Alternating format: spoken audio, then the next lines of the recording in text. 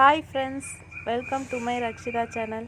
இன்றைக்கி நம்ம சேனலில் என்ன பார்க்க போகிறோன்னா, இட்லி தோசைக்கெலாம் செய்யக்கூடிய ஒரு சிம்பிளான ஒரு சட்னி தான் செய்ய போகிறோம். வாங்க எப்படி செய்யறதுன்னு பார்க்கலாம்.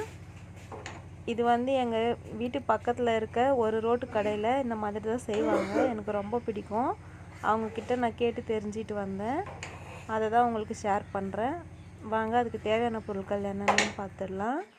நான் கொஞ்சம் ஒரு 50 கிராம் அளவுக்கு பொட்டுக்கடலை எடுத்திருக்கேன். ஒரு தக்காளி, ஒரு வெங்காயம் கட் பண்ணி வச்சுருக்கேன் மீடியம் சைஸில்.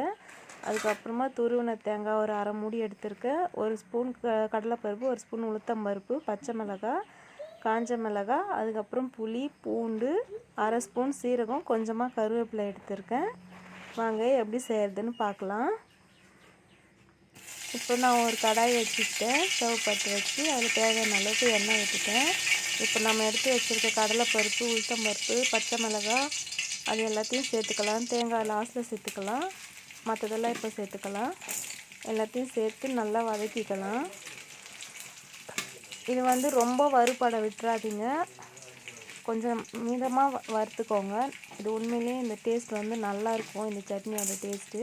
கருவேப்பிலை இருந்தால் இன்னும் கொஞ்சம் தாராளமாக சேர்த்துக்கோங்க, நல்லாயிருக்கும். என்கிட்ட கருவேப்பிலை தீந்து போச்சு, அதனால் நான் கொஞ்சமாக சேர்த்துருக்கேன். அளவுக்கு நல்லா வறுபடுத்தும். இதோட நம்ம எடுத்து வச்சுருக்க தக்காளி வெங்காயத்தையும் சேர்த்து நல்லா வதக்கிக்கலாம். ரொம்ப தீயிற அளவுக்கு வறுத்துடாதீங்க. உங்களுக்கு தெரியும்ல சட்னிக்கு எந்த அளவுக்கு பதம் வரணும், அந்த அளவுக்கு வறுத்துக்கோங்க. வறுத்து எடுத்துக்கோங்க. லாஸ்ட்டில் நம்ம எடுத்து வச்சுருக்க தேங்காய் துருவலும் சேர்த்துக்கலாம். தேங்காய் துருவல் சேர்த்துட்டேன். இப்போ நல்லா வதக்கிக்கலாம். ரொம்ப நேரம் வதங்க தேவையில்லை. தேங்காய் சேர்த்ததுக்கப்புறம் சும்மா ஒரு 2 நிமிஷம் அப்படி வதங்கினா போதும். ஸ்டவ் ஆஃப் பண்ணிவிடுங்க. இப்போது இது எல்லாத்தையும் ஒரு மிக்ஸி ஜாருக்கு மாற்றிக்கலாம். இப்போ நான் இதை மிக்ஸி ஜாரில் மாற்றிக்கிட்டேன். இப்போது எடுத்து வச்சுருக்க பொட்டுக்கடலையும் இதோட சேர்த்துக்கலாம்.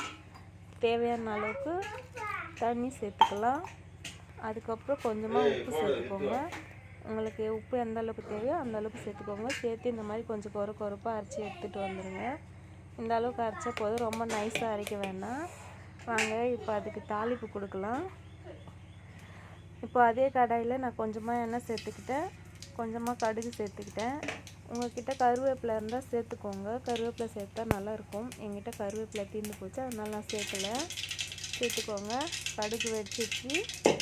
இப்போது நம்ம அரைச்சி வச்சுருக்க சட்னியும் இதோட சேர்த்துக்கலாம். ஸ்டவ் ஆஃப் பண்ணிவிட்டு சேருங்க. ஏன்னா பொட்டுக்கடலை சேர்த்துருக்கிறதால இது ரொம்ப கெட்டியாகிடும். அதனால் ஸ்டவ் ஆஃப் பண்ணிவிடுங்க. ஸ்டவ் ஆஃப் பண்ணிவிட்டு சேர்த்துக்கோங்க. அவ்வளோதாங்க, சூப்பரான சுவையான ஒரு ஈஸியான ஒரு சட்னி ரெடி ஆகிடுச்சு. நீங்களும் ட்ரை பண்ணி பாருங்கள். உங்களுக்கு ரொம்ப பிடிக்கும். பிடிச்சா கமெண்ட் பண்ணுங்கள், ஷேர் பண்ணுங்கள், லைக் பண்ணுங்கள். மறக்காமல் சப்ஸ்கிரைப் பண்ணுங்கள். Thank you friends. பாய்.